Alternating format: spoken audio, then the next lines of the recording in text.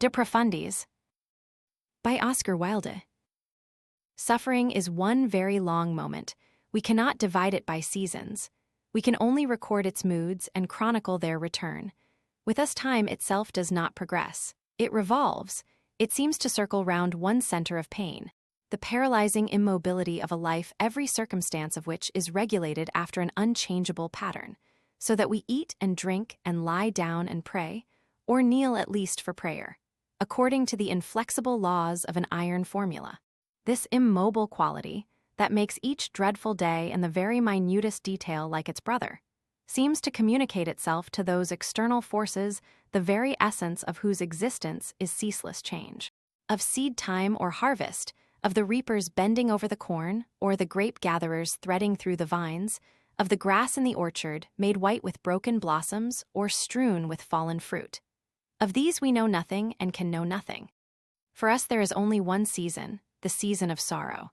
The very sun and moon seem taken from us. Outside, the day may be blue and gold, but the light that creeps down through the thickly muffled glass of the small iron-barred window beneath which one sits is gray and niggard. It is always twilight in one's cell, as it is always twilight in one's heart. And in the sphere of thought, no less than in the sphere of time, motion is no more. The thing that you personally have long ago forgotten, or can easily forget, is happening to me now, and will happen to me again tomorrow. Remember this, and you will be able to understand a little of why I am writing, and in this manner writing. A week later, I am transferred here. 3 more months go over and my mother dies. No one knew how deeply I loved and honored her. Her death was terrible to me, but I, once a lord of language, have no words in which to express my anguish and my shame. She and my father had bequeathed me a name they had made noble and honored, not merely in literature, art, archaeology, and science, but in the public history of my own country, in its evolution as a nation. I had disgraced that name eternally. I had made it a low byword among low people. I had dragged it through the very mire. I had given it to brutes that they might make it brutal, and to fools that they might turn it into a synonym for folly.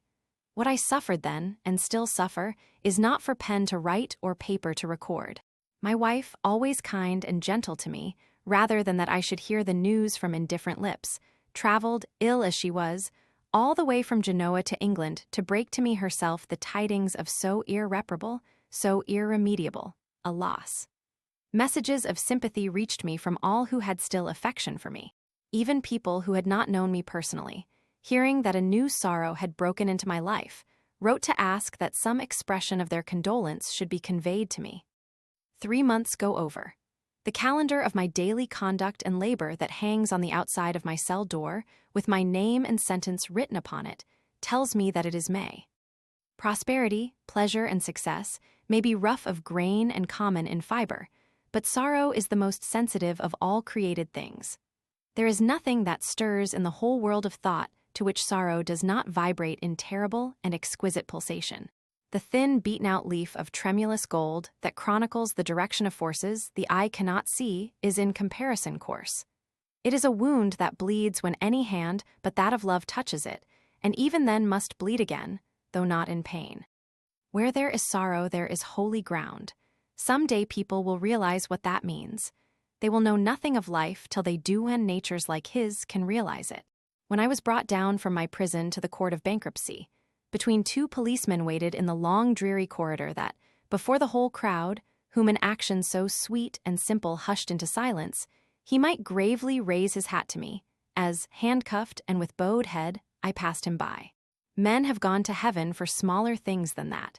It was in this spirit, and with this mode of love, that the saints knelt down to wash the feet of the poor, or stooped to kiss the leper on the cheek.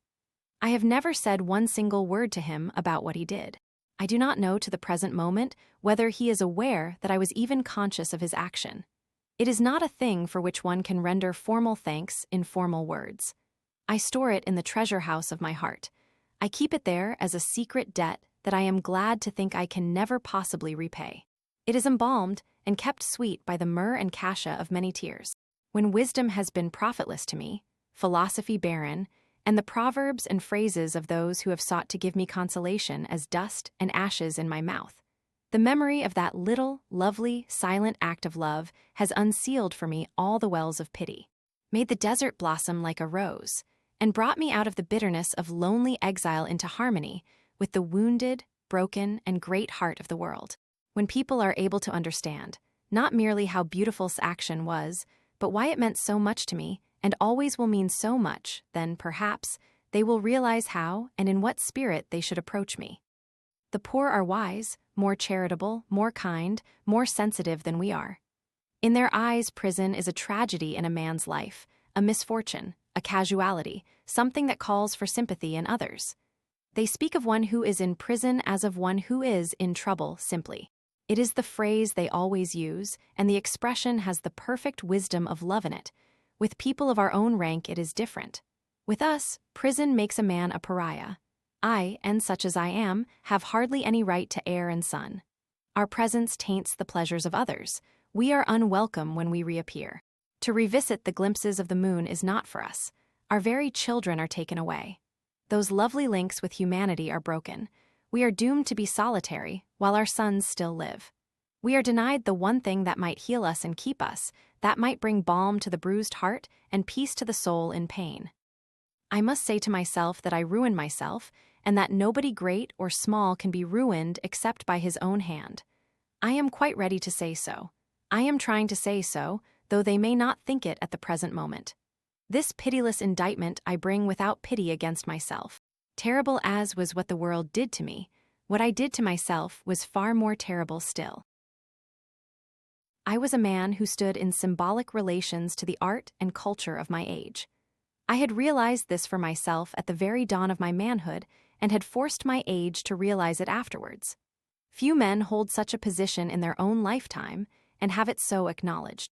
It is usually discerned, if discerned at all, by the historian or the critic, long after both the man and his age have passed away. With me, it was different. I felt it myself and made others feel it. Byron was a symbolic figure, but his relations were to the passion of his age and its weariness of passion. Mine were to something more noble, more permanent, of more vital issue, of larger scope. The gods had given me almost everything, but I let myself be lured into long spells of senseless and sensual ease. I amused myself with being a flaneur, a dandy, a man of fashion. I surrounded myself with the smaller natures and the meaner minds. I became the spendthrift of my own genius, and to waste an eternal youth gave me a curious joy. Tired of being on the heights, I deliberately went to the depths in the search for new sensation. What the paradox was to me in the sphere of thought, perversity became to me in the sphere of passion. Desire, at the end, was a malady or a madness or both. I grew careless of the lives of others. I took pleasure where it pleased me and passed on. I forgot that every little action of the common day makes or unmakes character, and that therefore what one has done in the secret chamber one has some day to cry aloud on the housetop. I ceased to be lord over myself. I was no longer the captain of my soul, and did not know it. I allowed pleasure to dominate me. I ended in horrible disgrace. There is only one thing for me now, absolute humility. I have lain in prison for nearly 2 years. Out of my nature has come wild despair, an abandonment to grief that was piteous even to look at, terrible and impotent rage, bitterness and scorn, anguish that wept aloud, misery that could find no voice, sorrow that was dumb. I have passed through every possible mood of suffering. Better than Wordsworth himself, I know what Wordsworth meant when he said, "Suffering is permanent, obscure, and dark, and has the nature of infinity." But while there were times when I rejoiced in the idea that my sufferings were to be endless, I could not bear them to be without meaning. Now, I find hidden somewhere away in my nature something that tells me that nothing in the whole world is meaningless, and suffering least of all. That something hidden away in my nature, like a treasure in a field, is humility. It is the last thing left in me, and the best, the ultimate discovery at which I have arrived, the starting point for a fresh development. It has come to me right out of myself, so I know that it has come at the proper time. It could not have come before, nor later. Had anyone told me of it, I would have rejected it. Had it been brought to me, I would have refused it. As I found it, I want to keep it. I must do so. It is the one thing that has in it the elements of life, of a new life, vita nuova for me. Of all things it is the strangest. One cannot acquire it, except by surrendering everything that one has. It is only when one has lost all things that one knows that one possesses it.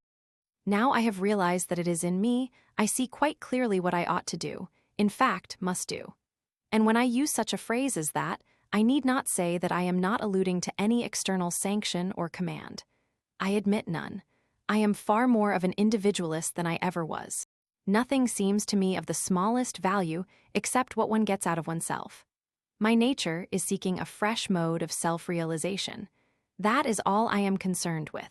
And the first thing that I have got to do is to free myself from any possible bitterness of feeling against the world.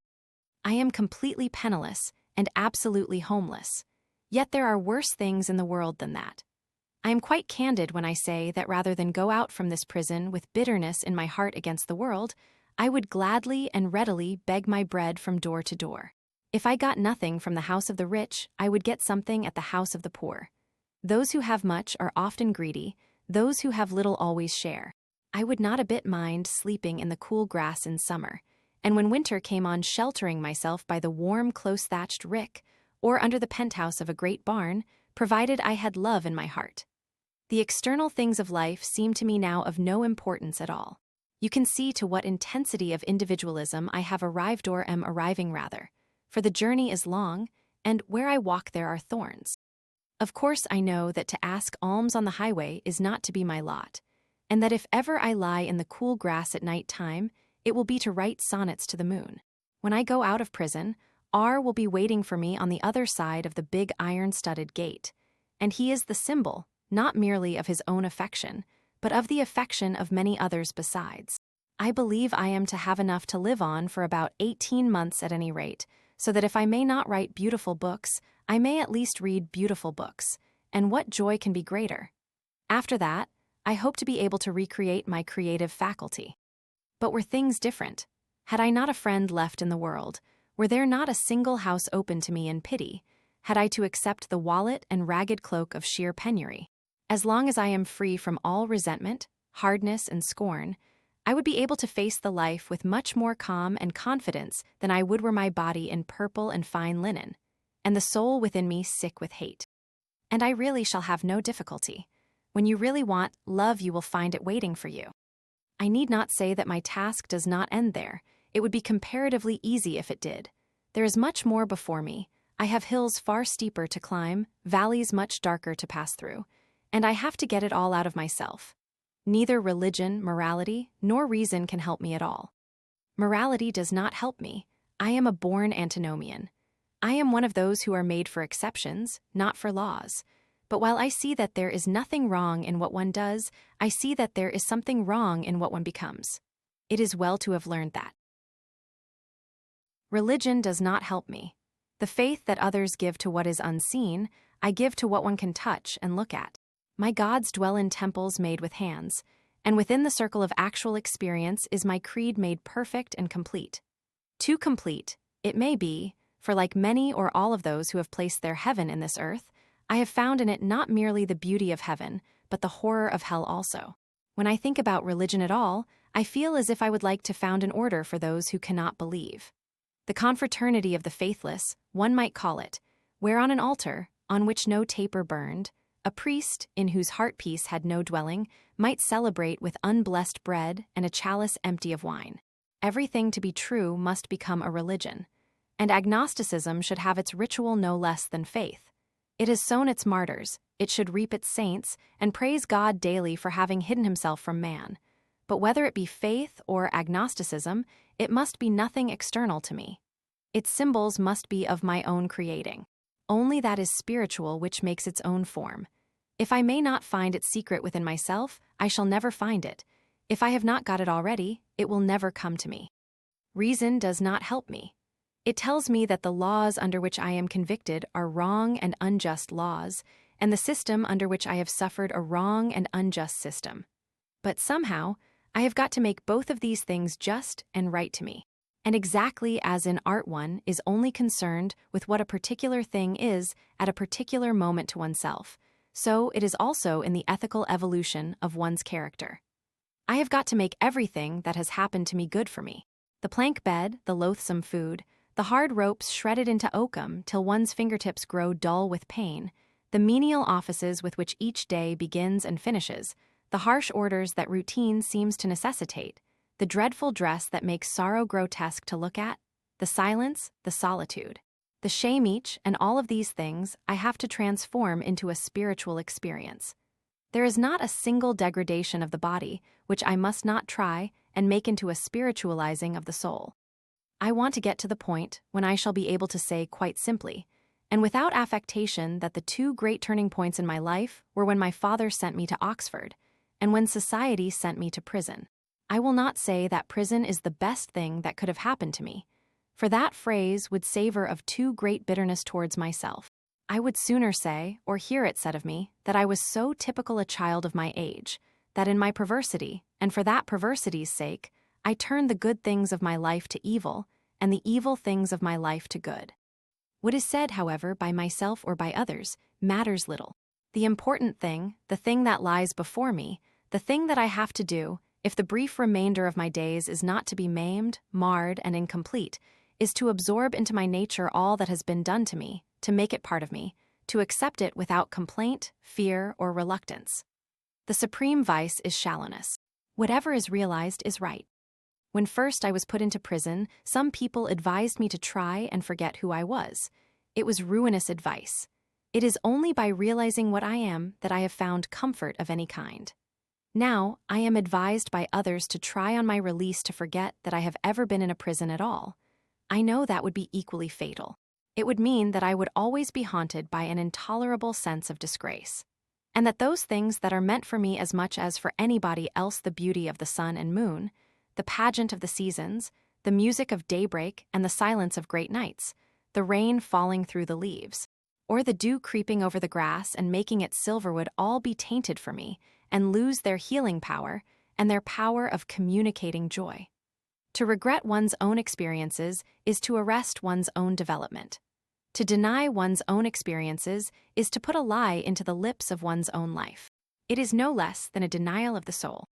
For just as the body absorbs things of all kinds, things common and unclean no less than those that the priest or a vision has cleansed, and converts them into swiftness or strength, into the play of beautiful muscles and the molding of fair flesh, into the curves and colors of the hair, the lips, the eye. So the soul in its turn has its nutritive functions also, and can transform into noble moods of thought and passions of high import what in itself is base, cruel, and degrading. Nay, more, may find in these its most august modes of assertion, and can often reveal itself most perfectly through what was intended to desecrate or destroy. The fact of my having been the common prisoner of a common jail I must frankly accept, and, curious as it may seem, one of the things I shall have to teach myself is not to be ashamed of it. I must accept it as a punishment, and if one is ashamed of having been punished, one might just as well never have been punished at all. Of course, there are many things of which I was convicted that I had not done, but then there are many things of which I was convicted that I had done, and a still greater number of things in my life for which I was never indicted at all. And as the gods are strange, and punish us for what is good and humane in us as much as for what is evil and perverse, I must accept the fact that one is punished for the good as well as for the evil that one does. I have no doubt that it is quite right one should be. It helps one, or should help one, to realize both, and not to be too conceited about either. And if I then am not ashamed of my punishment, as I hope not to be, I shall be able to think and walk and live with freedom. Many men on their release carry their prison about with them into the air, and hide it as a secret disgrace in their hearts, and at length, like poor poison things, creep into some hole and die. It is wretched that they should have to do so, and it is wrong, terribly wrong, of society that it should force them to do so. Society takes upon itself the right to inflict appalling punishment on the individual, but it also has the supreme vice of shallowness and fails to realize what it has done. When the man's punishment is over, it leaves him to himself. That is to say, it abandons him at the very moment when its highest duty towards him begins. It is really ashamed of its own actions and shuns those whom it has punished, as people shun a creditor whose debt they cannot pay, or one on whom they have inflicted an irreparable, an irremediable wrong. I can claim on my side that if I realize what I have suffered, society should realize what it has inflicted on me, and that there should be no bitterness or hate on either side. Of course, I know that from one point of view things will be made different for me than for others, must indeed, by the very nature of the case, be made so. The poor thieves and outcasts who are imprisoned here with me are in many respects more fortunate than I am. The little way in gray city or green field that saw their sin is small. To find those who know nothing of what they have done they need go no further than a bird might fly between the twilight and the dawn. But for me, the world is shriveled to a hand's breadth, and everywhere I turn my name is written on the rocks in lead. For I have come, not from obscurity into the momentary notoriety of crime, but from a sort of eternity of fame to a sort of eternity of infamy, and sometimes seem to myself to have shown, if indeed it required showing, that between the famous and the infamous there is but one step, if as much as one. Still, in the very fact that people will recognize me wherever I go, and know all about my life as far as its follies go, I can discern something good for me. It will force on me the necessity of again asserting myself as an artist, and as soon as I possibly can. If I can produce only one beautiful work of art, I shall be able to rob malice of its venom, and cowardice of its sneer, and to pluck out the tongue of scorn by the roots. And if life be, as it surely is, a problem to me, I am no less a problem to life. People must adopt some attitude towards me, and so pass judgment, both on themselves and me. I need not say I am not talking of particular individuals. The only people I would care to be with now are artists and people who have suffered. Those who know what beauty is, and those who know what sorrow is. Nobody else interests me. Nor am I making any demands on life. In all that I have said, I am simply concerned with my own mental attitude towards life as a whole. And I feel that not to be ashamed of having been punished is one of the first points I must attain to, for the sake of my own perfection, and because I am so imperfect. Then I must learn how to be happy. Once I knew it, or thought I knew it, by instinct. It was always springtime once in my heart. My temperament was akin to joy. I filled my life to the very brim with pleasure, as one might fill a cup to the very brim with wine. Now I am approaching life from a completely new standpoint, and even to conceive happiness is often extremely difficult for me.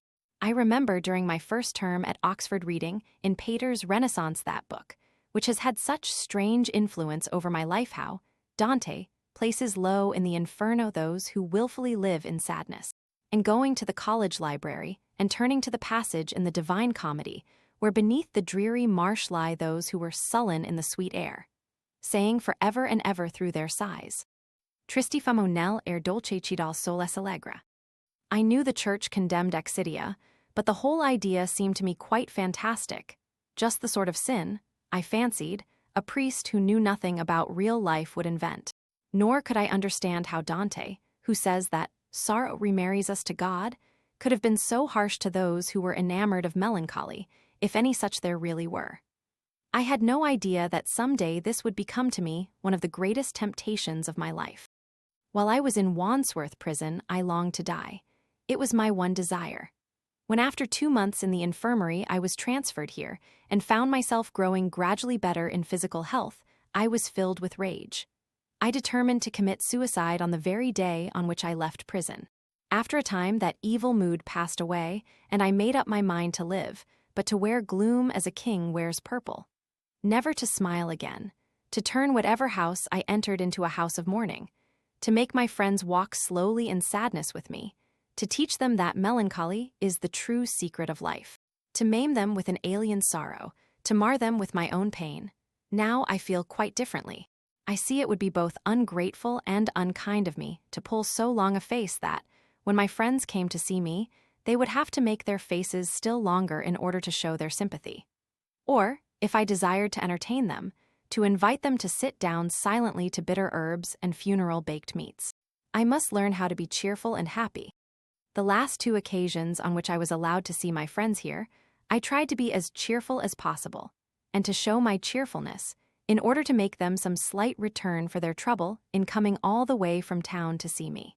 It is only a slight return, I know, but it is the one, I feel certain, that pleases them most. I saw R for an hour on Saturday week, and I tried to give the fullest possible expression of the delight I really felt at our meeting. And that, In the views and ideas I am here shaping for myself, I am quite right is shown to me by the fact that now, for the first time since my imprisonment, I have a real desire for life. There is before me so much to do that I would regard it as a terrible tragedy if I died before I was allowed to complete at any rate a little of it. I see new developments in art and life, each one of which is a fresh mode of perfection. I long to live so that I can explore what is no less than a new world to me. Do you want to know what this new world is? I think you can guess what it is. It is the world in which I have been living. Sorrow, then, and all that it teaches one, is my new world. I used to live entirely for pleasure. I shunned suffering and sorrow of every kind. I hated both. I resolved to ignore them as far as possible, to treat them, that is to say, as modes of imperfection. They were not part of my scheme of life. They had no place in my philosophy. My mother, who knew life as a whole, used often to quote to me Goethe's lines written by Carlyle in a book he had given her years ago, and translated by him, I fancy, also. Who never ate his bread in sorrow, who never spent the midnight hours weeping and waiting for the morrow he knows you not, ye heavenly powers. They were the lines which that noble queen of Prussia, whom Napoleon treated with such coarse brutality, used to quote in her humiliation and exile.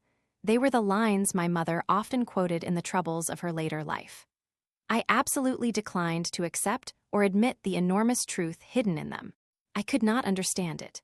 I remember quite well how I used to tell her that I did not want to eat my bread in sorrow, or to pass any night weeping and watching for a more bitter dawn. I had no idea that it was one of the special things that the fates had in store for me. That for a whole year of my life, indeed, I was to do little else. But so has my portion been meted out to me, and during the last few months I have, after terrible difficulties and struggles, been able to comprehend some of the lessons hidden in the heart of pain. Clergymen and people who use phrases without wisdom sometimes talk of suffering as a mystery. It is really a revelation. One discerns things one never discerned before. One approaches the whole of history from a different standpoint. What one had felt dimly, through instinct, about art, is intellectually and emotionally realized with perfect clearness of vision and absolute intensity of apprehension. I now see that sorrow, being the supreme emotion of which man is capable, is at once the type and test of all great art. What the artist is always looking for is the mode of existence in which soul and body are one and indivisible, in which the outward is expressive of the inward, in which form reveals. Of such modes of existence there are not a few. Youth and the arts preoccupied with youth may serve as a model for us at one moment. At another we may like to think that, in its subtlety and sensitiveness of impression, its suggestion of a spirit dwelling in external things and making its raiment of earth and air, of mist and city alike, and in its morbid sympathy of its moods, and tones, and colors, modern landscape art is realizing for us pictorially what was realized in such plastic perfection by the Greeks.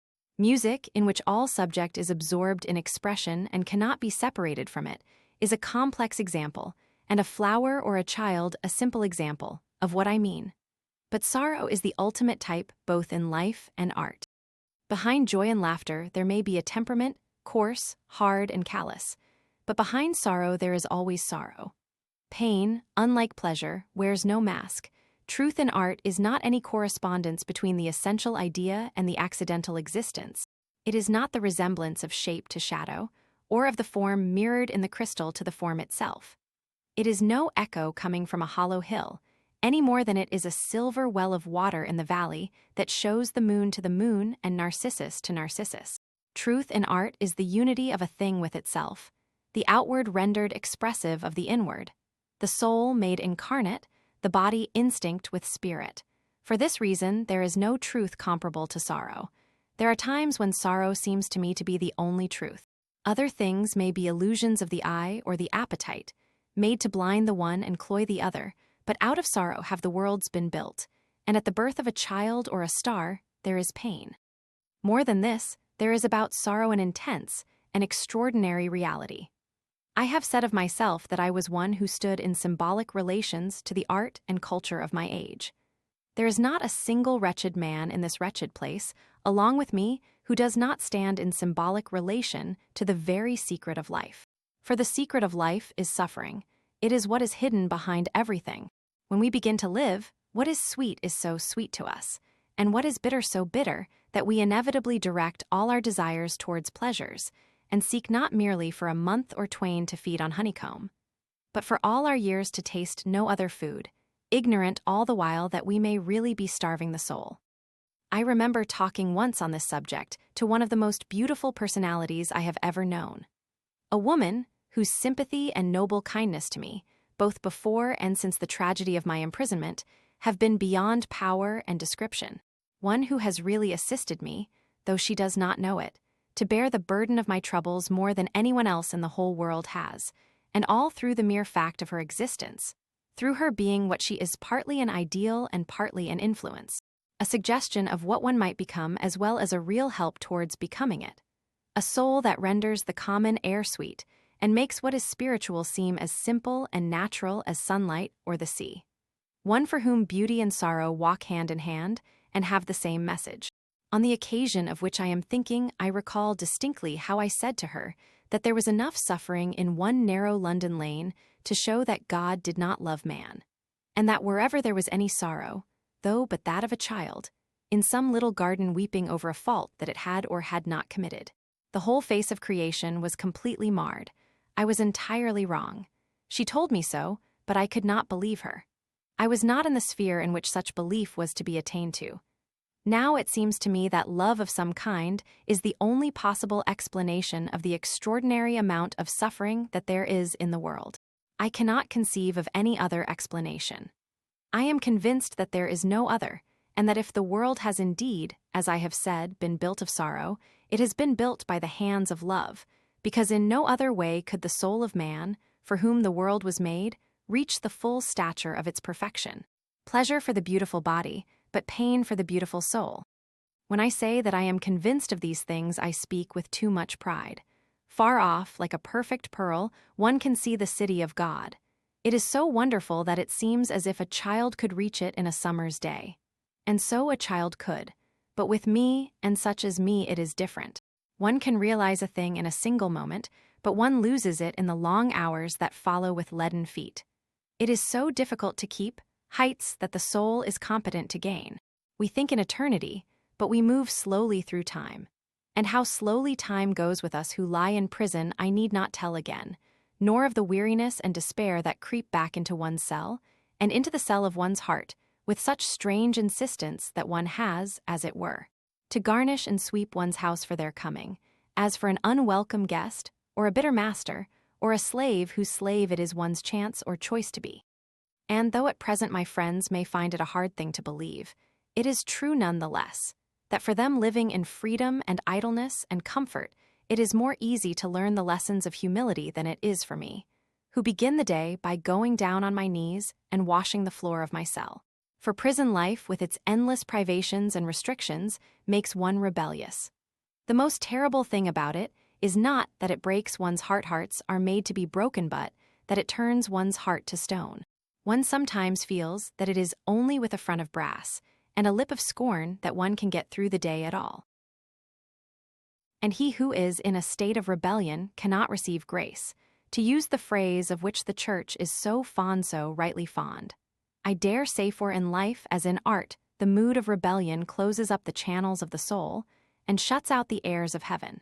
Yet I must learn these lessons here, if I am to learn them anywhere, and must be filled with joy if my feet are on the right road and my face set towards the gate which is called beautiful, though I may fall many times in the mire and often in the mist go astray. This new life, as through my love of Dante I like sometimes to call it, is of course no new life at all, but simply the continuance, by means of development and evolution, of my former life. I remember when I was at Oxford, saying to one of my friends, as we were strolling round Magdalen's narrow, bird-haunted walks one morning in the year before I took my degree, that I wanted to eat of the fruit of all the trees in the garden of the world, and that I was going out into the world with that passion in my soul. And so, indeed, I went out, and so I lived. My only mistake was that I confined myself so exclusively to the trees of what seemed to me the sunlit side of the garden, and shunned the other side for its shadow and its gloom.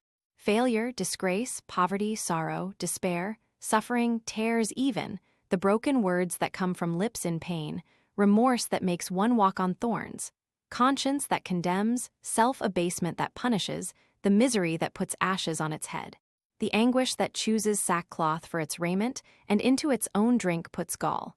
All these were things of which I was afraid. And as I had determined to know nothing of them, I was forced to taste each of them in turn, to feed on them, to have for a season, indeed, no other food at all. I don't regret for a single moment having lived for pleasure.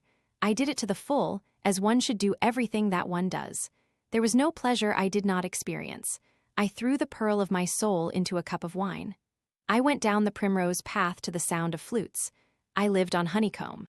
But to have continued the same life would have been wrong because it would have been limiting.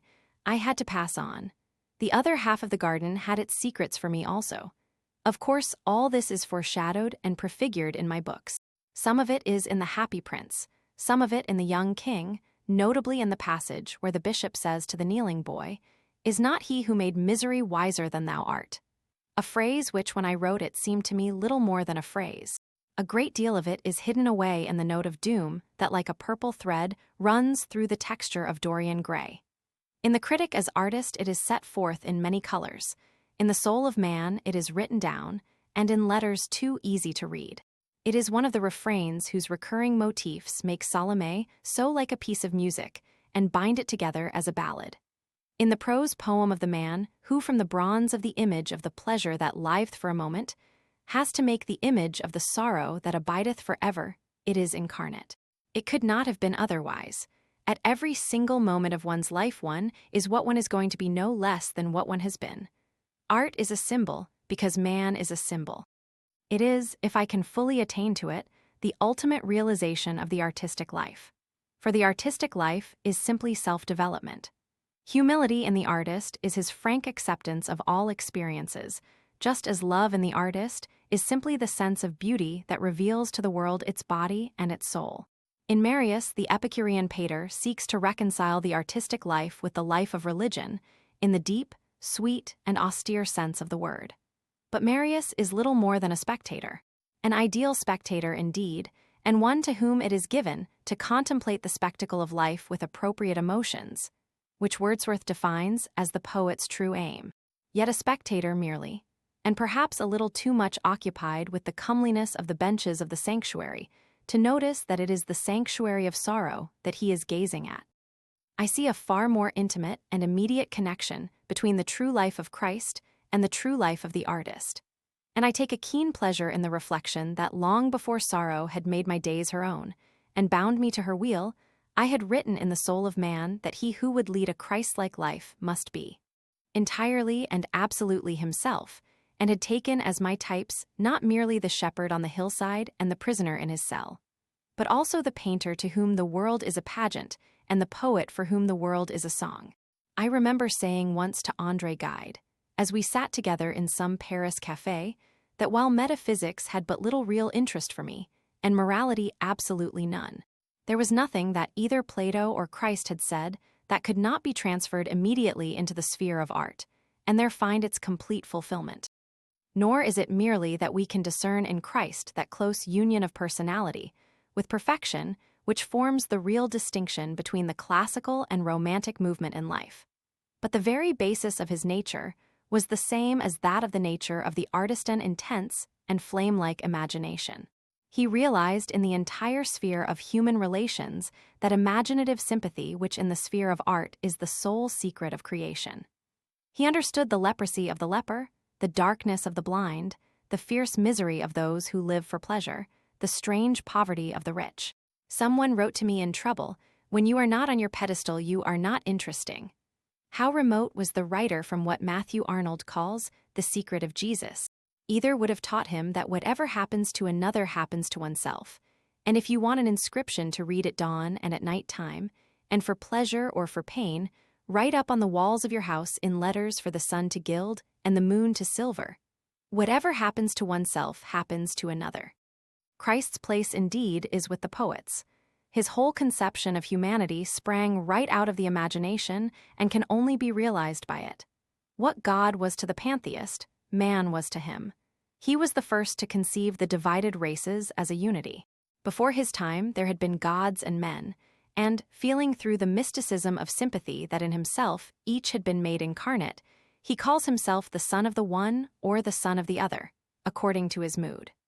More than anyone else in history, he wakes in us that temper of wonder to which romance always appeals. There is still something to me almost incredible in the idea of a young Galilean peasant imagining that he could bear on his own shoulders the burden of the entire world.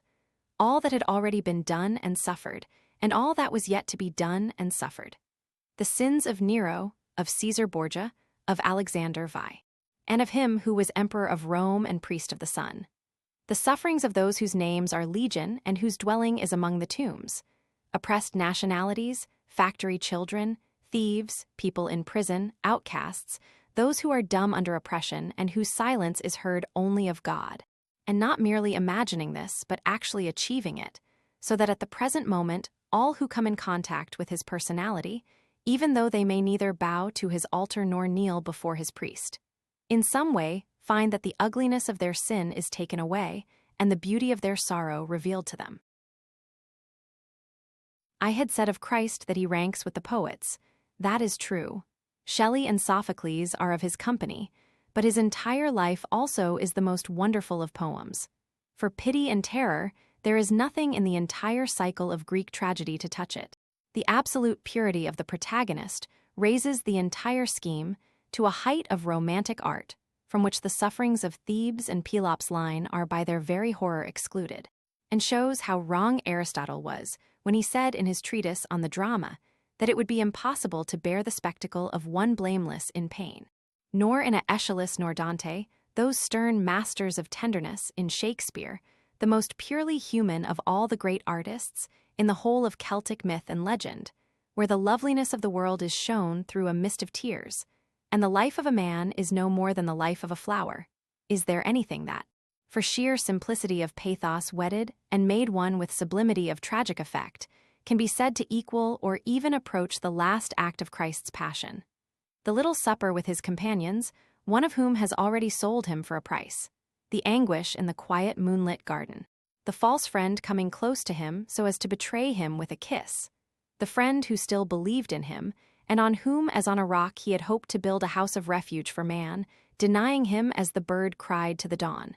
His own utter loneliness, his submission, his acceptance of everything. And along with it, all such scenes as the high priest of orthodoxy rending his raiment in wrath, and the magistrate of civil justice calling for water in the vain hope of cleansing himself of that stain of innocent blood that makes him the scarlet figure of history. The coronation ceremony of sorrow, one of the most wonderful things in the whole of recorded time. The crucifixion of the innocent one before the eyes of his mother and of the disciple whom he loved.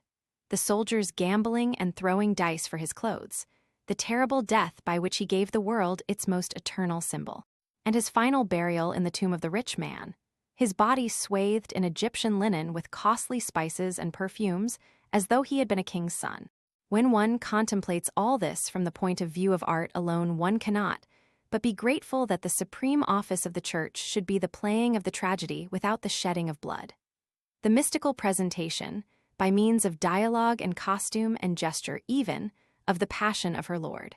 And it is always a source of pleasure and awe to me to remember that the ultimate survival of the Greek chorus, lost elsewhere to art, is to be found in the servitor answering the priest at Mass. Yet the whole life of Christ so entirely may sorrow and beauty be made one in their meaning, and manifestation is really an idol. Though it ends with the veil of the temple being rent, and the darkness coming over the face of the earth, and the stone rolled to the door of the sepulchre. One always thinks of him as a young bridegroom with his companions, as indeed he somewhere describes himself. As a shepherd straying through a valley with his sheep in search of green meadow or cool stream. As a singer trying to build out of the music the walls of the city of God. Or as a lover for whose love the whole world was too small. His miracles seem to me to be as exquisite as the coming of spring, and quite as natural. I see no difficulty at all in believing that such was the charm of his personality, that his mere presence could bring peace to souls in anguish, and that those who touched his garments or his hands forgot their pain. Or that, as he passed by on the highway of life, people who had seen nothing of life's mystery, saw it clearly, and others who had been deaf to every voice, but that of pleasure heard for the first time the voice of love and found it as musical as Apollo's lute, or that evil passions fled at his approach, and men whose dull, unimaginative lives had been but a mode of death rose, as it were from the grave, when he called them, or that when he taught on the hillside, the multitude forgot their hunger and thirst and the cares of this world, and that to his friends who listened to him, as he sat at meat, the coarse food seemed delicate, and the water had the taste of good wine, and the whole house became full of the odor and sweetness of nard. Renan in his vie to Jesus that gracious fifth gospel, the gospel according to St. Thomas, one might call it, says somewhere that Christ's great achievement was that he made himself as much loved after his death as he had been during his lifetime. And certainly, if his place is among the poets, he is the leader of all the lovers. He saw that love was the first secret of the world for which the wise men had been looking, and that it was only through love that one could approach either the heart of the leper or the feet of God. And above all, Christ is the most supreme of individualists. Humility, like the artistic acceptance of all experiences, is merely a mode of manifestation. It is man's soul that Christ is always looking for. He calls it God's kingdom and finds it in everyone. He compares it to little things, to a tiny seed, to a handful of leaven, to a pearl. That is because one realizes one's soul only by getting rid of all alien passions, all acquired culture, and all external possessions, be they good or evil. I bore up against everything with some stubbornness of will and much rebellion of nature, till I had absolutely nothing left in the world but one thing. I had lost my name, my position, my happiness, my freedom, my wealth. I was a prisoner and a pauper, but I still had my children left. Suddenly they were taken away from me by the law. It was a blow so appalling that I did not know what to do, so I flung myself on my knees and bowed my head and wept and said, "The body of a child is as the body of the Lord. I am not worthy of either." That moment seemed to save me. I saw then that the only thing for me was to accept everything. Since then, curious as it will no doubt sound, I have been happier. It was of course my soul in its ultimate essence that I had reached. In many ways I had been its enemy, but I found it waiting for me as a friend. When one comes in contact with the soul, it makes one simple as a child, as Christ said one should be. It is tragic how few people ever possess their souls before they die. Nothing is more rare in any man, says Emerson, than an act of his own. It is quite true. Most people are other people.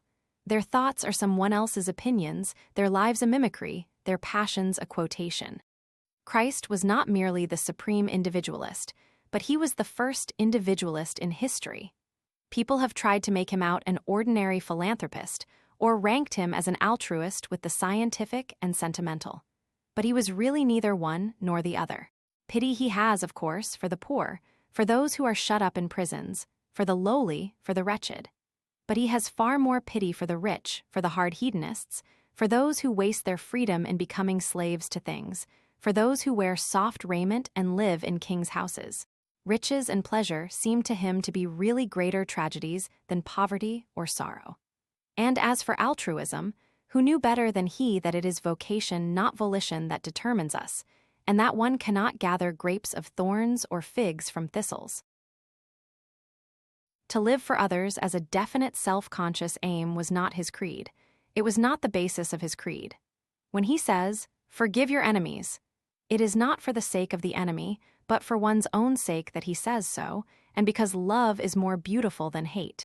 In his own entreaty to the young man, "Sell all that thou hast and give to the poor." It is not of the state of the poor that he is thinking, but of the soul of the young man, the soul that wealth was marring. In his view of life, he is one with the artist who knows that by the inevitable law of self-perfection, the poet must sing, and the sculptor think in bronze, and the painter make the world a mirror for his moods, as surely and as certainly as the hawthorn must blossom in spring, and the corn turn to gold at harvest time, and the moon in her ordered wanderings change from shield to sickle, and from sickle to shield. But while Christ did not say to men, "Live for others," he pointed out that there was no difference at all between the lives of others and one's own life. By this means, he gave to man an extended, a Titan personality. Since his coming, the history of each separate individual is, or can be made, the history of the world. Of course, culture has intensified the personality of man, Art has made us myriad-minded. Those who have the artistic temperament go into exile with Dante and learn how salt is the bread of others, and how steep their stairs. They catch for a moment the serenity and calm of Goethe, and yet know but too well that Baudelaire cried to God, "O Seigneur, donnez-moi la force et le courage de contempler mon corps, et mon cœur sans dégoût."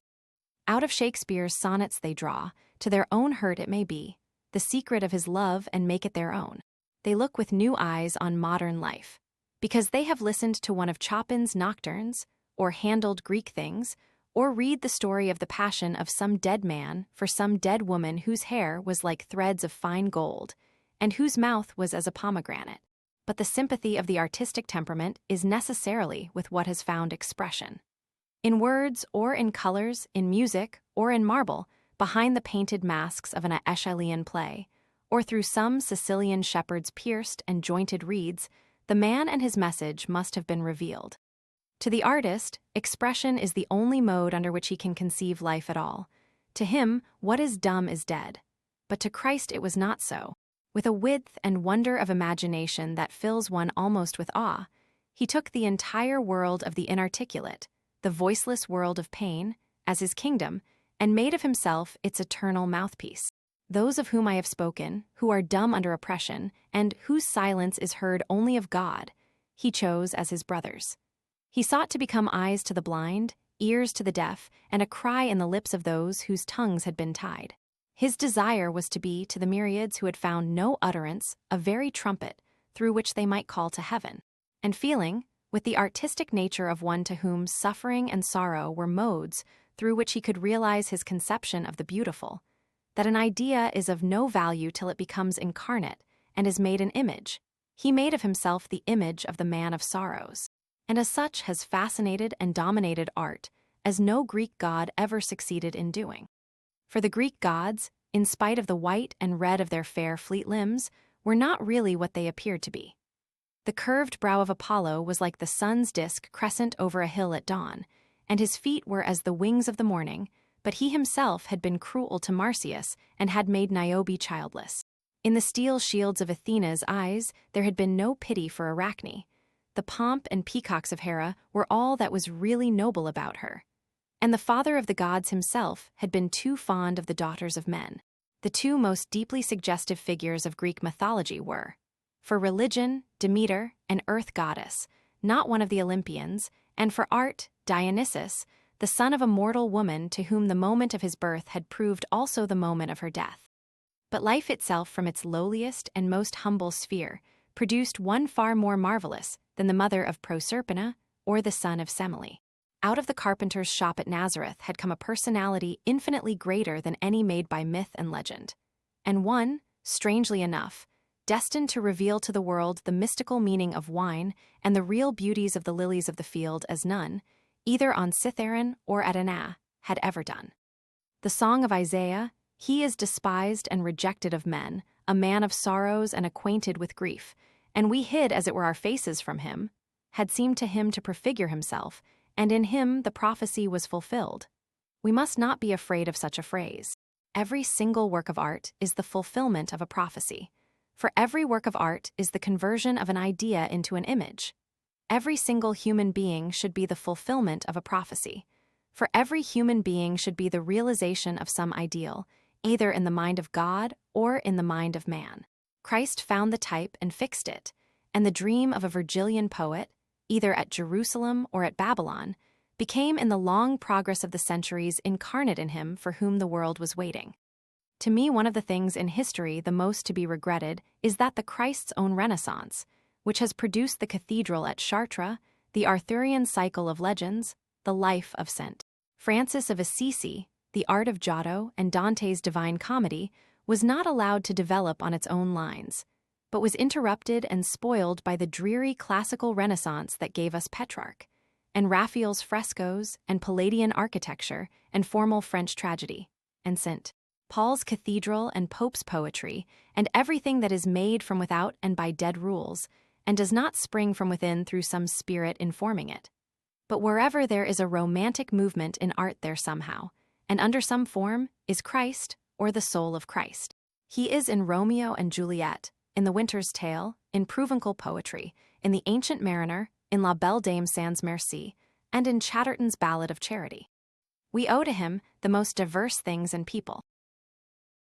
Hugo's Les Miserables, Baudelaire's Fleurs du Mal, the note of pity in Russian novels, Verlaine and Verlaine's poems, the stained glass in tapestries, and the Quattrocento work of Burne-Jones and Morris, belong to him no less than the Tower of Giotto, Lancelot and Guinevere, Tannhäuser, the troubled romantic marbles of Michelangelo, pointed architecture, and the love of children and flowers for, both of which, indeed, in classical art there was but little place, hardly enough for them to grow or play in, but which, from the 12th century down to our own day, have been continually making their appearances in art, under various modes and at various times, coming fitfully and willfully, as children, as flowers are apt to do.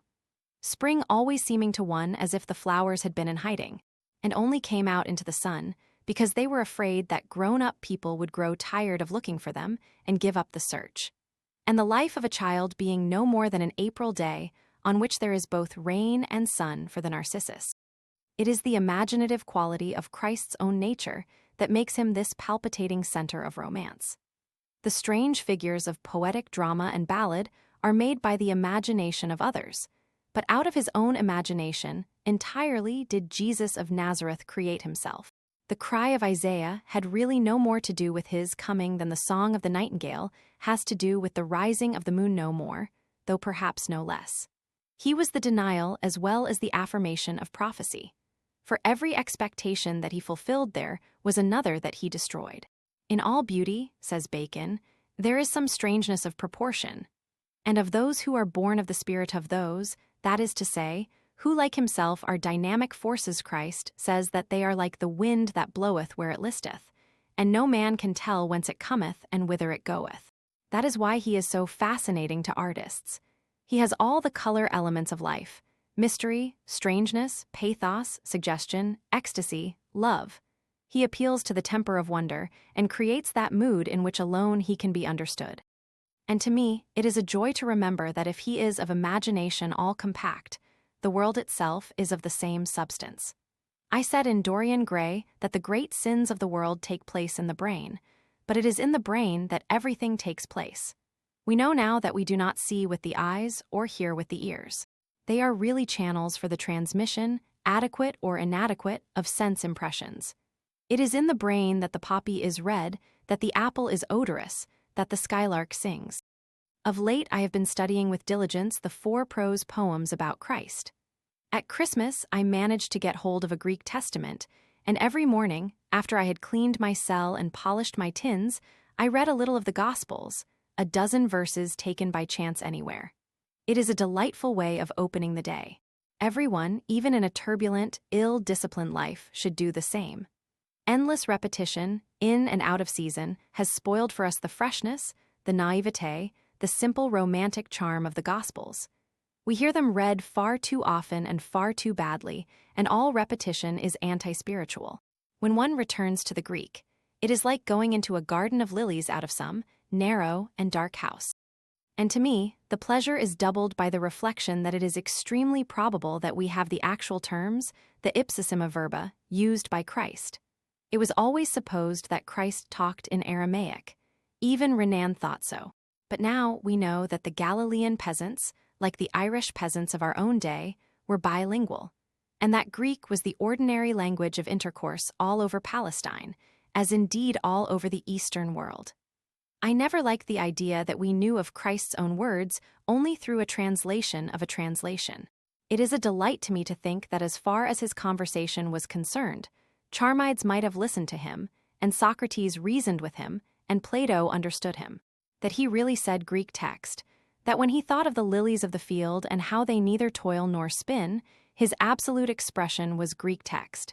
And that his last word when he cried out, "My life has been completed, has reached its fulfillment, has been perfected," was exactly as sent. John tells us it was Greek text no more. While in reading the Gospels, particularly that of St. John himself, or whatever early Gnostic took his name, and Mantelai see the continual assertion of the imagination as the basis of all spiritual and material life. I see also that to Christ imagination was simply a form of love, and that to him, love was Lord in the fullest meaning of the phrase. Some 6 weeks ago, I was allowed by the doctor to have white bread to eat instead of the coarse black or brown bread of ordinary prison fare. It is a great delicacy. It will sound strange that dry bread could possibly be a delicacy to anyone. To me, it is so much so that at the close of each meal, I carefully eat whatever crumbs may be left on my tin plate, or have fallen on the rough towel that one uses as a cloth so as not to soil one's table. And I do so not from hunger. I get now quite sufficient food, but simply in order that nothing should be wasted of what is given to me. So one should look on love. Christ, like all fascinating personalities, had the power of not merely saying beautiful things himself, but of making other people say beautiful things to him, and I love the story sent.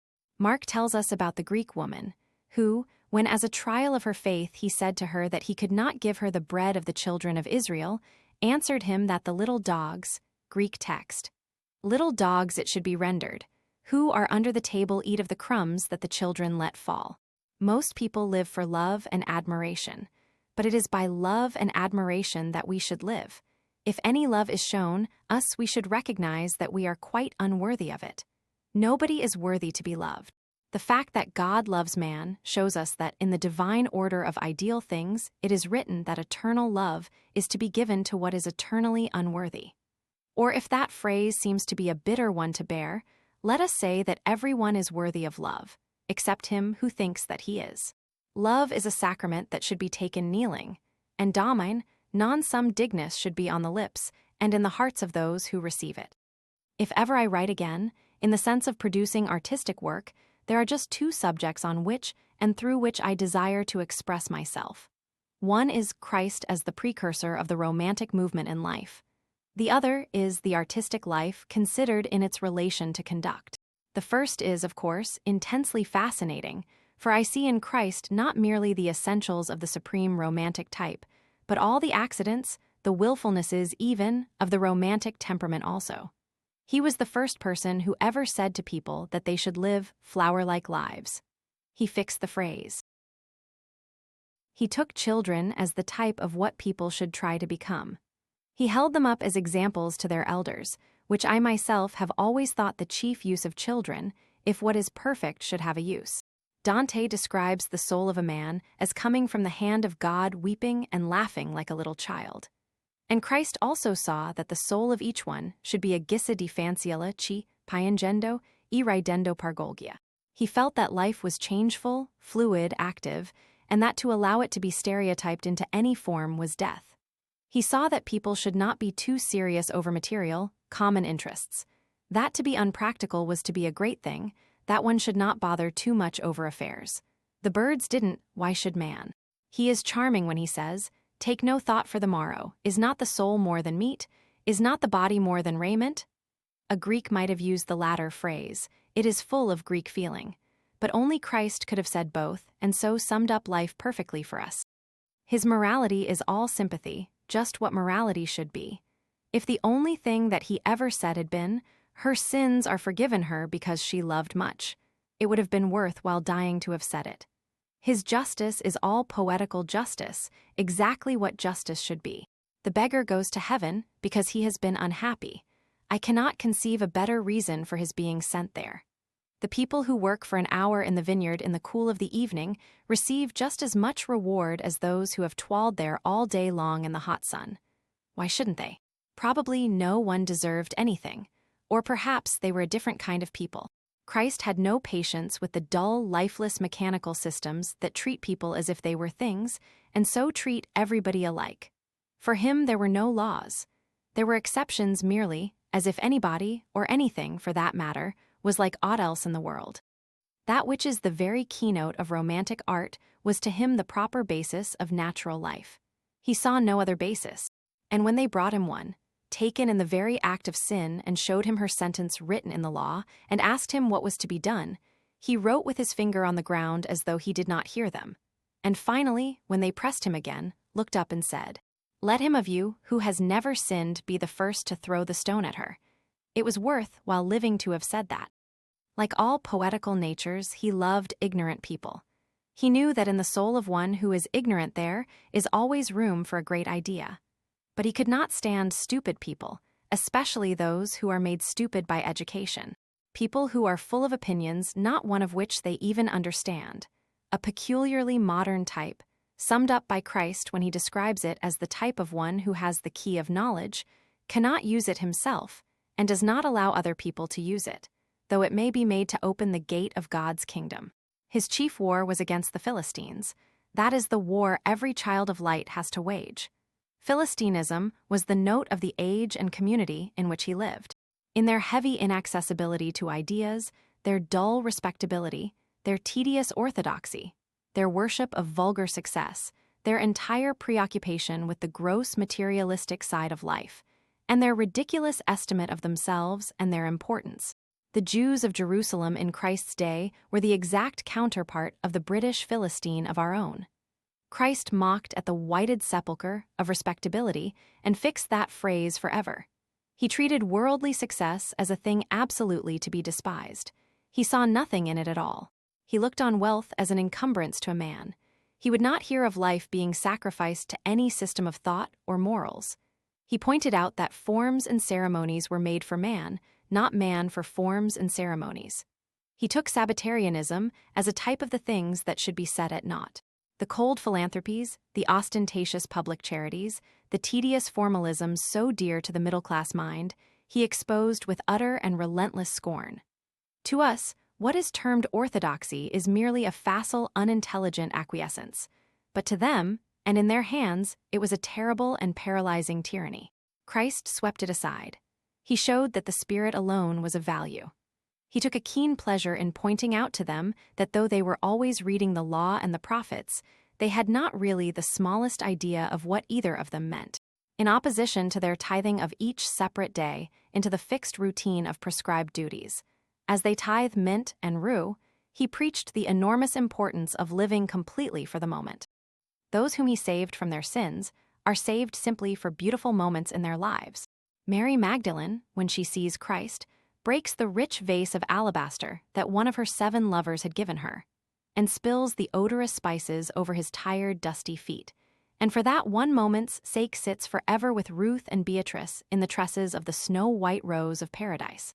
All that Christ says to us, by the way of a little warning, is that every moment should be beautiful, that the soul should always be ready for the coming of the bridegroom, always waiting for the voice of the lover.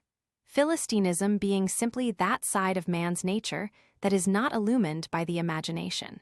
He sees all the lovely influences of life as modes of light. The imagination itself is the world of light. The world is made by it, and yet the world cannot understand it.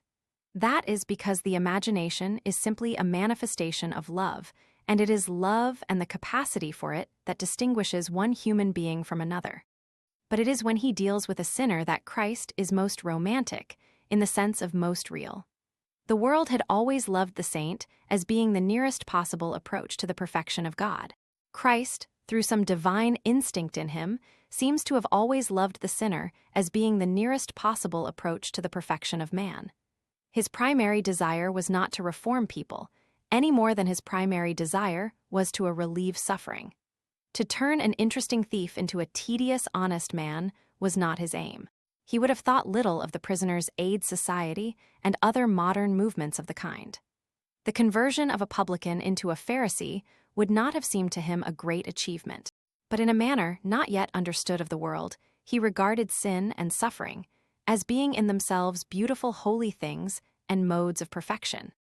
It seems a very dangerous idea. It is all great ideas are dangerous. That it was Christ's creed admits of no doubt. That it is the true creed I don't doubt myself. Of course the sinner must repent. But why? Simply because otherwise he would be unable to realize what he had done. The moment of repentance is the moment of initiation. More than that, it is the means by which one alters one's past. The Greeks thought that impossible. They often say in their gnomic aphorisms, even the gods cannot alter the past. Christ showed that the commonest sinner could do it, that it was the one thing he could do. Christ, had he been asked, would have said, I feel quite certain about it, that the moment the prodigal son fell on his knees and wept.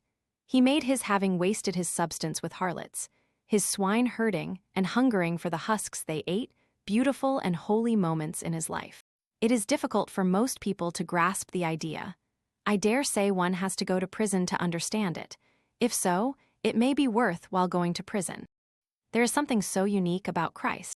Of course, just as there are false dawns before the dawn itself, and winter days so full of sudden sunlight that they will cheat the wise crocus into squandering its gold before its time, and make some foolish bird call to its mate to build on barren boughs, so there were Christians before Christ. For that we should be grateful. The unfortunate thing is that there have been none since. I make one exception, St. Francis of Assisi. But then God had given him at his birth the soul of a poet, as he himself, when quite young, had in mystical marriage taken poverty as his bride. And with the soul of a poet and the body of a beggar, he found the way to perfection not difficult. He understood Christ, and so he became like him. We do not require the Liber Conformitatem to teach us that the life of St. Francis was the true Imitatio Christi, a poem compared to which the book of that name is merely prose. Indeed, that is the charm about Christ. When all is said, he is just like a work of art. He does not really teach one anything, but by being brought into his presence one becomes something, and everybody is predestined to his presence. Once at least in his life, each man walks with Christ to Emmaus. As regards the other subject, the relation of the artistic life to conduct, it will no doubt seem strange to you that I should select it. People point to reading Jael and say, that is where the artistic life leads a man. Well, it might lead to worse places. The more mechanical people to whom life is a shrewd speculation, depending on a careful calculation of ways and means, always know where they are going and go there. They start with the ideal desire of being the parish beadle, and in whatever sphere they are placed they succeed in being the parish beadle and no more. A man whose desire is to be something separate from himself, to be a member of parliament, or a successful grocer, or a prominent solicitor, or a judge, or something equally tedious, invariably succeeds in being what he wants to be. That is his punishment. Those who want a mask have to wear it. But with the dynamic forces of life, and those in whom those dynamic forces become incarnate, it is different. People whose desire is solely for self-realization never know where they are going. They can't know. In one sense of the word, it is of course necessary, as the Greek oracle said, to know oneself. That is the first achievement of knowledge. But to recognize that the soul of a man is unknowable is the ultimate achievement of wisdom. The final mystery is oneself. When one has weighed the sun in the balance, and measured the steps of the moon, and mapped out the 7 heavens star by star, there still remains oneself. Who can calculate the orbit of his own soul? When the son went out to look for his father's asses, he did not know that a man of God was waiting for him with the very chrism of coronation, and that his own soul was already the soul of a king. I hope to live long enough and to produce work of such a character that I shall be able at the end of my days to say, yes, this is just where the artistic life leads a man. 2 of the most perfect lives I have come across in my own experience are the lives of Verlaine and of Prince Kropotkin, both of them men who have passed years in prison. The first, the one Christian poet since Dante; the other, a man with a soul of that beautiful white Christ which seems coming out of Russia. And for the last 7 or 8 months, in spite of a succession of great troubles reaching me from the outside world almost without intermission, I have been placed in direct contact with a new spirit working in this prison through man and things, that has helped me beyond any possibility of expression in words. So that while for the first year of my imprisonment I did nothing else, and can remember doing nothing else, but wring my hands in impotent despair, and say, what an ending, what an appalling ending. Now I try to say to myself, and sometimes when I am not torturing myself do really and sincerely say, what a beginning, what a wonderful beginning. It may really be so. It may become so. If it does, I shall owe much to this new personality that has altered every man's life in this place. You may realize it when I say that had I been released last May, as I tried to be, I would have left this place loathing it and every official in it with a bitterness of hatred that would have poisoned my life. I have had a year longer of imprisonment, but humanity has been in the prison along with us all, and now when I go out, I shall always remember great kindnesses that I have received here from almost everybody, and on the day of my release I shall give many thanks to many people and ask to be remembered by them in turn. The prison style is absolutely and entirely wrong. I would give anything to be able to alter it when I go out. I intend to try. But there is nothing in the world so wrong but that the spirit of humanity, which is the spirit of love, the spirit of the Christ who is not in churches, may make it, if not right, at least possible to be born without too much bitterness of heart. I know also that much is waiting for me outside that is very delightful, from what St. Francis of Assisi calls, my brother the wind, and my sister the rain, lovely things both of them, down to the shop windows and sunsets of great cities. If I made a list of all that still remains to me, I don't know where I should stop. For, indeed, God made the world just as much for me as for anyone else. Perhaps I may go out with something that I had not got before. I need not tell you that to me reformations in morals are as meaningless and vulgar as reformations in theology. But while to propose to be a better man is a piece of unscientific cant, to have become a deeper man is the privilege of those who have suffered. And such I think I have become. If after I am free a friend of mine gave a feast and did not invite me to it, I should not mind a bit. I can be perfectly happy by myself. With freedom, flowers, books, and the moon, who could not be perfectly happy? Besides, feasts are not for me any more. I have given too many to care about them. That side of life is over for me, very fortunately, I dare say. But if after I am free a friend of mine had a sorrow and refused to allow me to share it, I should feel it most bitterly. If he shut the doors of the house of mourning against me, I would come back again and beg to be admitted, so that I might share in what I was entitled to share in. If he thought me unworthy, unfit to weep with him, I should feel it as the most poignant humiliation, as the most terrible mode in which disgrace could be inflicted on me. But that could not be. I have a right to share in sorrow, and he who can look at the loveliness of the world and share its sorrow, and realize something of the wonder of both, is in immediate contact with divine things, and has got as near to God's secret as anyone can get. Perhaps there may come into my art also, no less than into my life, a still deeper note, one of greater unity of passion and directness of impulse. Not width but intensity is the true aim of modern art. We are no longer in art concerned with the type. It is with the exception that we have to do. I cannot put my sufferings into any form they took, I need hardly say.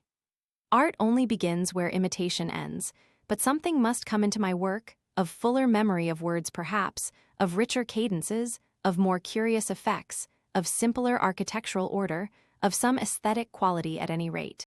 When Marsyas was torn from the scabbard of his limbs della vagina della member su, to use one of Dante's most terrible Tacitean phrases, he had no more song, the Greek said. Apollo had been victor. The lyre had vanquished the reed. But perhaps the Greeks were mistaken. I hear in much modern art the cry of Marsyas. It is bitter in Baudelaire, sweet and plaintive in Lamartine, mystic in Verlaine. It is in the deferred resolutions of Chopin's music. It is in the discontent that haunts Burne-Jones's women. Even Matthew Arnold, whose Song of Calicles tells of the triumph of the sweet persuasive lyre. And the famous final victory, in such a clear note of lyrical beauty, has not a little of it. In the troubled undertone of doubt and distress that haunts his verses, neither Goethe nor Wordsworth could help him, though he followed each in turn. And when he seeks to mourn for Theseus or to sing of the scholar gypsy, it is the reed that he has to take for the rendering of his strain. But whether or not the Phrygian faun was silent, I cannot be. Expression is as necessary to me as leaf and blossoms are to the black branches of the trees that show themselves above the prison walls and are so restless in the wind. Between my art and the world there is now a wide gulf, but between art and myself there is none. I hope at least that there is none. To each of us different fates are meted out. My lot has been one of public infamy, of long imprisonment, of misery, of ruin, of disgrace, but I am not worthy of it, not yet, at any rate. I remember that I used to say that I thought I could bear a real tragedy if it came to me with purple pall and a mask of noble sorrow. But that the dreadful thing about modernity was that it put tragedy into the raiment of comedy, so that the great realities seemed commonplace or grotesque or lacking in style. It is quite true about modernity. It has probably always been true about actual life. It is said that all martyrdom seemed mean to the looker-on. The 19th century is no exception to the rule. Everything about my tragedy has been hideous, mean, repellent, lacking in style. Our very dress makes us grotesque. We are the zanies of sorrow. We are clowns whose hearts are broken. We are specially designed to appeal to the sense of humor. On November 13th, 1895, I was brought down here from London. From 2 o'clock till 2:30 on that day, I had to stand on the center platform of Clapham Junction in convict dress and handcuffed for the world to look at. I had been taken out of the hospital ward without a moment's notice being given to me. Of all possible objects, I was the most grotesque. When people saw me, they laughed. Each train as it came up swelled the audience. Nothing could exceed their amusement. That was, of course, before they knew who I was. As soon as they had been informed, they laughed still more. For half an hour, I stood there in the gray November rain, surrounded by a jeering mob. For a year after that was done to me, I wept every day at the same hour and for the same space of time. That is not such a tragic thing as possibly it sounds to you. To those who are in prison, tears are a part of every day's experience. A day in prison on which one does not weep is a day on which one's heart is hard, not a day on which one's heart is happy. Well, now I am really beginning to feel more regret for the people who laughed than for myself. Of course, when they saw me, I was not on my pedestal, I was in the pillory. But it is a very unimaginative nature that only cares for people on their pedestals. A pedestal may be a very unreal thing. A pillory is a terrific reality. They should have known also how to interpret sorrow better. I have said that behind sorrow there is always sorrow. It were wiser still to say that behind sorrow there is always a soul, and to mock at a soul in pain is a dreadful thing. In the strangely simple economy of the world, people only get what they give, and to those who have not enough imagination to penetrate the mere outward of things and feel pity, what pity can be given save that of scorn? I write this account of the mode of my being transferred here simply that it should be realized how hard it has been for me to get anything out of my punishment but bitterness and despair. I have, however, to do it, and now and then I have moments of submission and acceptance. All the spring may be hidden in the single bud, and the low ground nest of the lark may hold the joy that is to herald the feet of many rose-red dawns. So perhaps whatever beauty of life still remains to me is contained in some moment of surrender, abasement, and humiliation. I can, at any rate, merely proceed on the lines of my own development, and, accepting all that has happened to me, make myself worthy of it. People used to say of me that I was too individualistic. I must be far more of an individualist than ever I was. I must get far more out of myself than ever I got, and ask far less of the world than ever I asked. Indeed, my ruin came not from too great individualism of life, but from too little. The one disgraceful, unpardonable, and to all time contemptible action of my life was to allow myself to appeal to society for help and protection. To have made such an appeal would have been from the individualist point of view bad enough, but what excuse can there ever be put forward for having made it? Of course, once I had put into motion the forces of society, society turned on me and said, "Have you been living all this time in defiance of my laws, and do you now appeal to those laws for protection? You shall have those laws exercised to the full. You shall abide by what you have appealed to." The result is I am in jail. Certainly no man ever fell so ignobly, and by such ignoble instruments, as I did. The Philistine element in life is not the failure to understand art. Charming people, such as fishermen, shepherds, plowboys, peasants, and the like, know nothing about art and are the very salt of the earth.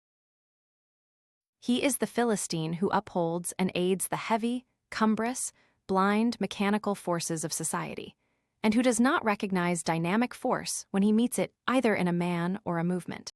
People thought it dreadful of me to have entertained at dinner the evil things of life, and to have found pleasure in their company.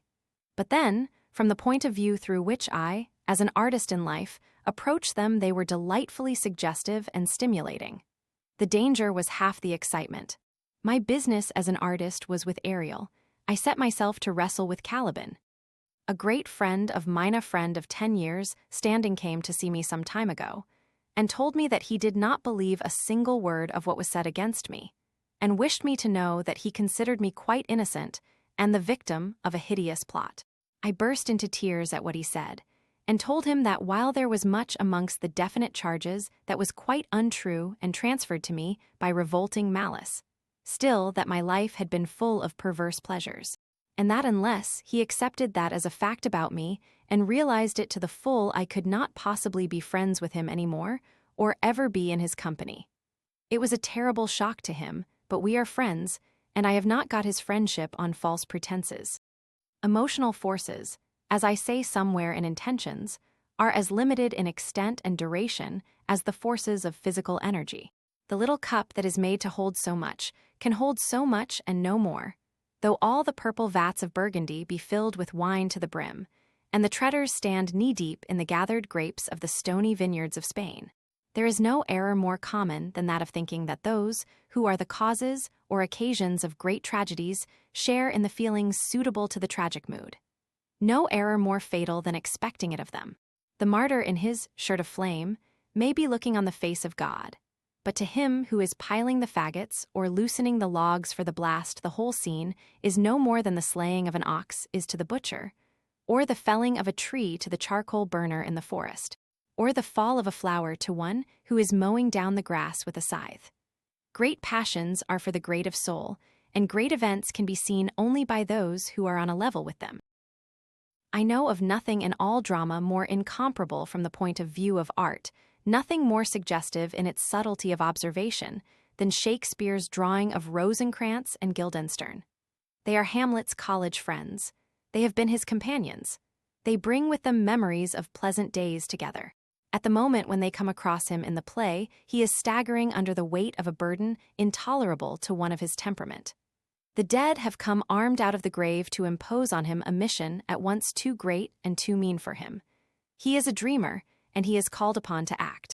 He has the nature of the poet, and he is asked to grapple with the common complexity of cause and effect, with life in its practical realization, of which he knows nothing, not with life in its ideal essence, of which he knows so much. He has no conception of what to do, and his folly is to feign folly. Brutus used madness as a cloak to conceal the sword of his purpose, the dagger of his will, but the Hamlet madness is a mere mask for the hiding of weakness. In the making of fancies and jests, he sees a chance of delay. He keeps playing with action as an artist plays with a theory.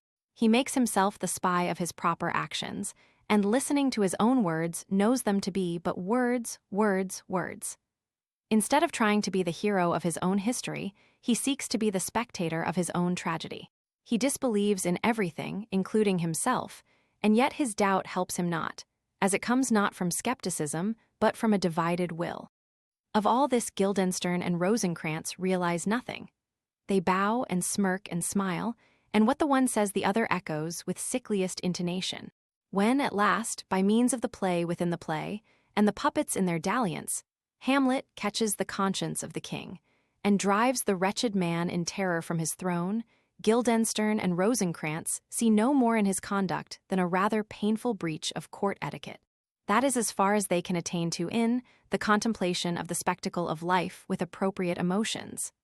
They are close to his very secret and know nothing of it, nor would there be any use in telling them. They are the little cups that can hold so much and no more.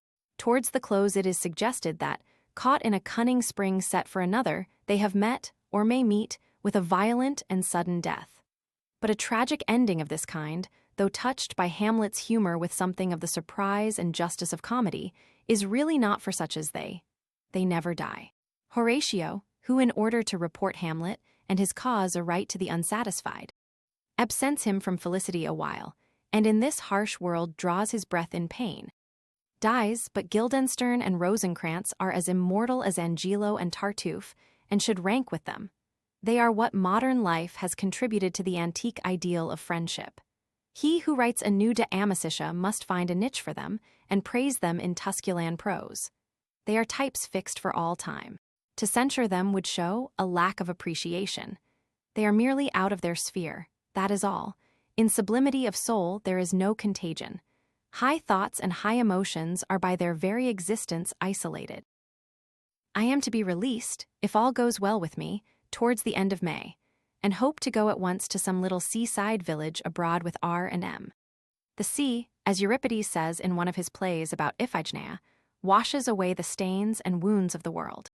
I hope to be at least a month with my friends, and to gain peace and balance and a less troubled heart and a sweeter mood.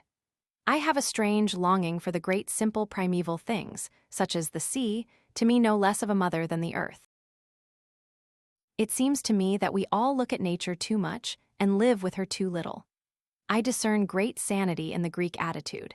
They never chattered about sunsets or discussed whether the shadows on the grass were really mauve or not, but they saw that the sea was for the swimmer and the sand for the feet of the runner. They loved the trees for the shadow that they cast, and the forest for its silence at noon.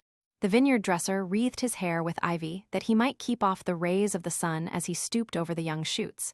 And for the artist and the athlete, the two types that Greece gave us, they plaited with garlands the leaves of the bitter laurel and of the wild parsley, which else had been of no service to men. We call ours a utilitarian age, and we do not know the uses of any single thing.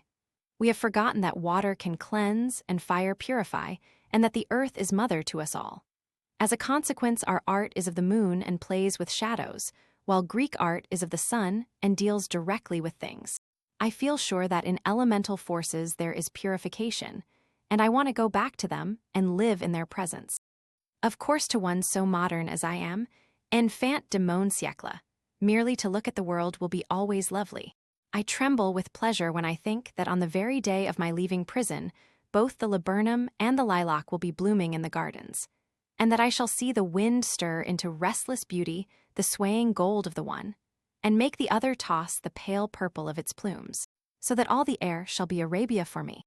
Linnaeus fell on his knees and wept for joy when he saw for the first time the long heath of some English upland made yellow with the tawny aromatic brooms of the common firs. And I know that for me, to whom flowers are part of desire, there are tears waiting in the petals of some rose. It has always been so with me from my boyhood. There is not a single color hidden away in the chalice of a flower or the curve of a shell, to which, by some subtle sympathy with the very soul of things, my nature does not answer. Like Gaudier, I have always been one of those, pour qui le monde visible existe. Still, I am conscious now that behind all this beauty, satisfying though it may be, there is some spirit hidden of which the painted forms and shapes are but modes of manifestation, and it is with this spirit that I desire to become in harmony. I have grown tired of the articulate utterances of men and things. The mystical in art, the mystical in life, the mystical in nature, this is what I am looking for. It is absolutely necessary for me to find it somewhere. All trials are trials for one's life, just as all sentences are sentences of death, and 3 times have I been tried. The first time I left the box to be arrested, the second time to be led back to the house of detention, the third time to pass into a prison for 2 years. Society, as we have constituted it, will have no place for me, has none to offer. But nature, whose sweet rains fall on unjust and just alike, will have clefts in the rocks where I may hide, and secret valleys in whose silence I may weep undisturbed.